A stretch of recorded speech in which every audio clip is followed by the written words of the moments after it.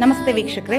ನೋಡಿ, ನಾವು ಪುಸ್ತಕಗಳನ್ನ ಹೆಚ್ಚು ಯಾಕೆ ಮಕ್ಕಳಿಗೆ ತಿಳುವಳಿಕೆ ಮೂಡಿಸಲಿಕ್ಕೆ ಏನಕ್ಕೆ ನಾವು ಈ ಪುಸ್ತಕಗಳನ್ನ ನಾನು ನಿಮ್ಗೆ ತೋರಿಸ್ತಾ ಇದ್ದೀನಿ ಅಂದ್ರೆ, ನೋಡಿ, ಗಣಪತಿ ಸಹಸ್ರನಾಮ ಇರ್ಬೋದು, ಸುಭಾಷ್ ಚಂದ್ರ ಬೋಸ್ ಇರ್ಬೋದು, ಒಂದು ಜೀವನ ಚರಿತ್ರೆ, ಲಕ್ಷ್ಮೀ ಸಹಸ್ರನಾಮ ಇರ್ಬೋದು, ಒಂದು ಶಿವಪುರಾಣ ಇರ್ಬೋದು, ಮಂಗಳಾರತಿ ಗೀತೆಯ ಒಂದು ಪುಸ್ತಕ ಇರ್ಬೋದು, ರಾಮಾಯಣ, ಒಂದು ಮಹಾಭಾರತ ಪುಸ್ತಕ, ಶನಿ ಪುರಾಣ, ಇವೆಲ್ಲ ಪುಸ್ತಕಗಳು ಯಾಕೆ ಪುಸ್ತಕ ಅನ್ನೋದು ಮಹತ್ತರವಾದ ಒಂದು ಜ್ಞಾನ ಅಂತಾನೆ ಹೇಳ್ಬೋದು. ಒಂದು ಪುಸ್ತಕ ನಮಗೆ ಒಂದು ಒಳ್ಳೆಯ ಒಂದು ಜ್ಞಾನವನ್ನ ನಮಗೆ ನೀಡುತ್ತೆ. ನೋಡಿ, ಮಕ್ಕಳಿಗೆ ನಾವು ಒಂದು ಸಣ್ಣ ಕತೆ ಪುಸ್ತಕಗಳಾಗಿರ್ಬೋದು ತಕ್ಕೊಡಿ, ಅವರಿಗೆ ಓದಕ್ಕೆ ಪ್ರಚೋದನೆ ಮಾಡಿ.